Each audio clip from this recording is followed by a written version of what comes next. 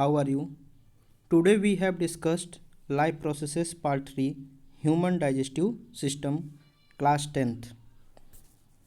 Before we start digestive system, first off we know what is digestion. Digestion is the process in which conversion of complex food substance into simple forms, and that process is called as digestion. It is carried out by our digestive system by mechanical and biochemical methods. अब हम ये पढ़ेंगे कि कैसे ये digestive system हमारे body में काम करता है। स्टूडेंट्स, जैसा कि आपको यह डायग्राम दिख रहा है, आप देखें हमारी बॉडी में बहुत सारे आर्गन होते हैं, liver, eye, kidney, lungs, stomach and so on. लेकिन क्या लगता है आपको कि सारे आर्गन्स डाइजेस्टिव सिस्टम में पार्टिसिपेट करते हैं? नहीं स्टूडेंट्स, कुछ आर्गन पार्टिसिपेट करते हैं और कुछ नहीं करते हैं। जैसे आई है, उसका डाइजेस्टिव सिस्टम से कोई लेना देना नहीं है। स्टूडेंट्स, सबसे पहले ऐसे आर्गन को हम देखेंगे जिसका डाइजेस्टिव सिस्टम में रोल है। Let us see that. So सबसे पहला आर्गन है आपका माउथ। ऑब्वियसली फूड सबको सबसे पहले माउथ में डालते हैं, तो that is the first organ that contribute to digestive system. Mouth को हम बकल कैविटी भी कह सकते हैं। इनसाइड द माउथ आप देखेंगे कि बहुत सारे आपके टीथ्स पाए जाएंगे और एक फ्रीली मूवेबल आपका टंग्स होता है। प्रत्येक टीथ जो होगा आपका वह एम्बेडेड होगा socket of jamun and such type of attachment is called थीकोडोंट्स। मनुष्य में दो तरह के टीथ होते हैं। एक टीथ जो होता है जिसको हम बोलते हैं मिल्की टीथ, एंड जो सेकंड होता है उसको बोलते हैं हम परमानेंट टीथ। क्योंकि ह्यूमंस में 2 टाइप्स के टीथ पाए जाते हैं, इस तरह के डेंटाइसन को हम बोलते हैं डाइफायोडोंट। ह्यूमंस में टोटल नंबर ऑफ टीथ होंगे आपके 32। टीथ्स आपके 4 टाइप्स के होते हैं, incisor, canine, premolar and molar, and their dental formula is 2123 upon 2123 into 2. Teeth are responsible for mastication and chewing of food. The hardest part of teeth are known as enamels. जो hardest part होगा teeth का उसको हम बोलते हैं इनेमल्स।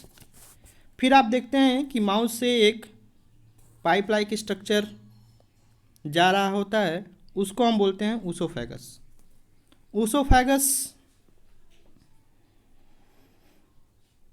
से एक आप देखेंगे कि उस पाइप से ही एक दूसरा आर्गन अटैच होता है और उस आर्गन को हम बोलते हैं स्टमक, और यह आपका जे शेप का होता है। फिर स्टमक ओपन होता है एक हाईली क्वाइल्ड स्ट्रक्चर में, that highly coiled structure is known as small intestine. फिर स्मॉल इंटेस्टाइन ओपन आपका होता है लार्ज इंटेस्टाइन में। फिर लार्ज इंटेस्टाइन रेक्टम से कनेक्ट होता है और फाइनली यह एनस से कनेक्ट होता है, और एनस से ही अनडाइजेस्टेड फूड मटेरियल बॉडी से बाहर रिलीज होते हैं। जब आप फूड्स माउथ में डालते हैं तो वह ऊसोफेगस से होते हुए stomach, small intestine, large intestine, rectum and finally anus से बाहर आपका रिलीज होता है। तो यह स्टूडेंट जो ये पूरा पाथ है, इस पूरे पाथ को हम बोलते हैं एलिमेंट्री कैनाल। कुछ और इंटरेस्टिंग बातें हैं स्टूडेंट्स, यहाँ जो फूड पाइप है, फूड पाइप से भोजन नीचे जाता है। यहाँ पर एक और पाइप होता है, उस पाइप को हम बोलते हैं विंड पाइप।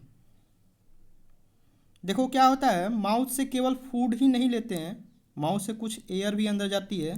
तो आप ये सोच रहे होंगे कि एयर मेनली नोज के थ्रू ही इंटर जाता होगा, that is the respiratory system.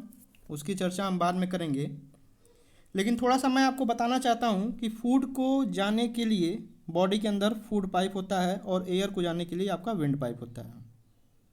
यहाँ पर ध्यान देने वाली बात यह है स्टूडेंट्स कि जो विंड पाइप होगा वह हमारे फ्रंट्स यानी पहले होता है, और फूड पाइप जो होता है विंड पाइप के पीछे होता है। यानी हम कह सकते हैं कि food pipe behind wind pipe. यहाँ पर एक और इम्पॉर्टेंट पॉइंट है, जब हम फूड को अंदर लेते हैं तो उसको फूड पाइप से नीचे आना है, यानी दे हैव टू मैकेनिज्म कि वह फूड पाइप से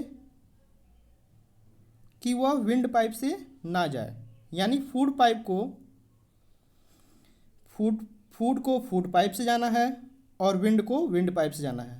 तो देखिए यहाँ पर क्या होता है, विंड पाइप के ऊपर एक फ्लैप लाइक स्ट्रक्चर होता है and that flap like structure is known as epiglottis, और वह इपीग्लॉटिस आपका इंश्योर करता है कि फूड पाइप से फूड जो है आपका विंड पाइप में ना जाए।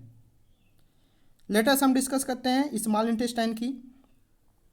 स्मॉल इंटेस्टाइन ये भी आपका कंजेस्टेड होता है, बहुत ही लंबा होता है, लगभग इसका जो मेजरमेंट होगा लगभग 6 मीटर लॉन्ग होता है एंड उससे भी ज़्यादा हो सकता है। तो आप सोच रहे होंगे कि ये हमारे बॉडी में फिट कैसे होता है। स्मॉल इंटेस्टाइन जो है ये मोटा नहीं बल्कि थिन होता है और हाईली क्वाइल्ड होता है, और इसलिए यह कंजेस्टेड होता है। अब हम लार्ज इंटेस्टाइन की बात करें तो यह छोटा होता है, लगभग आपका 1.5 मीटर लंबा होता है। यहाँ आपको एक डाउट होगा कि स्मॉल इंटेस्टाइन लंबा है लेकिन उसे हम स्मॉल इंटेस्टाइन बोल रहे हैं, और जो लार्ज इंटेस्टाइन है छोटा है उसे हम लार्ज इंटेस्टाइन बोल रहे हैं। तो उल्टा हो रहा है ना, यानी स्मॉल इंटेस्टाइन को हम स्मॉल बोलते हैं क्योंकि उसकी हम विड्थ जो होती है कम होती है, और लार्ज इंटेस्टाइन की जो विड्थ होती है ज़्यादा होती है, यानी हम विड्थ को ध्यान में रखकर नाम दिया गया है स्मॉल इंटेस्टाइन और लार्ज इंटेस्टाइन, न कि लंबाई के आधार पर। एक और बात डियर स्टूडेंट्स, जो एलिमेंट्री कैनाल का जो टोटल लेंथ है वह टोटल लेंथ आपका लगभग 9 मीटर होता है, यानी यह बहुत लंबा डिस्टेंस है और उतना डिस्टेंस फूड आपका ट्रेवल करता है। डियर स्टूडेंट्स आप देखेंगे बिलो द लार्ज इंटेस्टाइन एक छोटा सा आपका आर्गन होता है जिसको हम बोलते हैं अपेंडिक्स। ये भी आपका टेक्निकली डाइजेस्टिव सिस्टम का पार्ट है लेकिन इसका कोई खास यूज नहीं होता है। इनफैक्ट ये कभी कभी ट्रबल भी करता है। फूड जब पास करता है तो फूड का कोई पार्ट इसमें फंस जाता है तो यह स्टमक में बहुत पेन होता है। इसलिए क्या होता है कि किसी भी कारण से यदि आपके पेट का ऑपरेशन हो रहा है तो डॉक्टर कभी कभी इस आर्गन को बॉडी से अलग कर देता है ताकि फ्यूचर में इससे कोई प्रॉब्लम ना हो, क्योंकि इसका आगे कोई यूज नहीं होता है।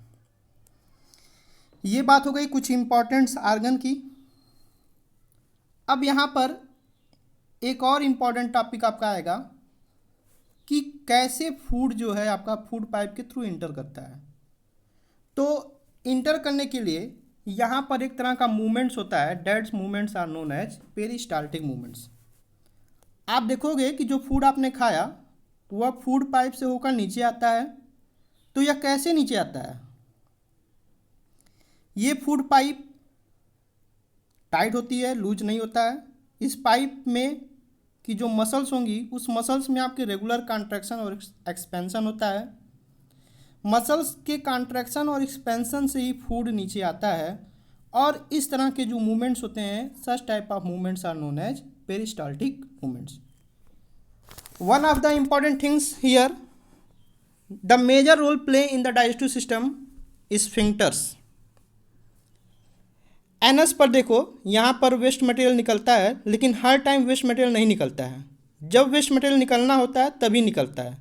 तो क्या होता है इस बात को समझिए। स्फिंक्टर जो है वह रिंग टाइप सर्कुलर स्ट्रक्चर होता है और यह नॉर्मली क्लोज रहते हैं। जब ओपन होगा तभी फ्लो बाहर की तरफ आएगा। इसका इम्पॉर्टेंट रोल है, क्योंकि अगर यह नहीं होता तो हम हर टाइम स्क्रीट करते रहते हैं। जनरली वह बंद रहता है, जब हम बाथरूम जाते हैं तब यह ओपन होता है और फीकल मेटल बॉडी से बाहर रिलीज होता है। इस टाइप के स्फिंक्टर पूरे एलिमेंट्री कैनाल में हर जगह पाए जाते हैं, बहुत जगह पाए जाते हैं। स्टमक के बिगिनिंग में भी, स्टमक के एंड में भी। स्टमक के एंड पर भी आपके स्फिंक्टर होते हैं। यहाँ पर भी जब फूड आता है तो स्टमक में 3 से 4 घंटे रहता है। यहाँ पर वेरियस प्रोसेस होते हैं, उसको आगे हम देखेंगे। स्फिंक्टर तब तक बंद रहता है जब तक स्टमक में जो भी प्रोसेस हो रही हैं कंप्लीट ना हो जाए। लेटर ऑन स्फिंक्टर ओपन होता है और फूड स्टमक से मूव करके स्मॉल इंटेस्टाइन में जाता है। अब जो भी डाइजेस्टिव सिस्टम्स है, इस डाइजेस्टिव सिस्टम में बहुत सारे आपके डाइजेस्टिव ग्लैंड्स होते हैं और that are responsible for the digestion of foods.